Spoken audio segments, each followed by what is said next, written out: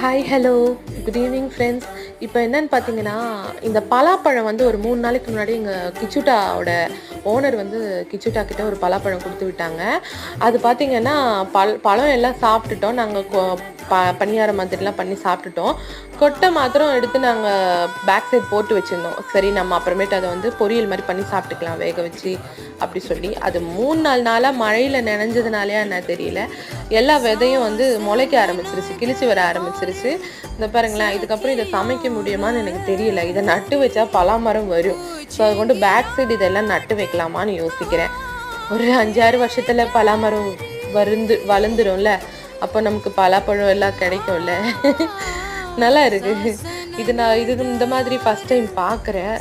நட்டு வச்சா வளரும்னு ஒரு மைண்ட் செட் இருக்கு. பார்க்கலாம் போக பிறகு. இங்கே ஒரே மழையாக இருக்குங்க. ச்சே.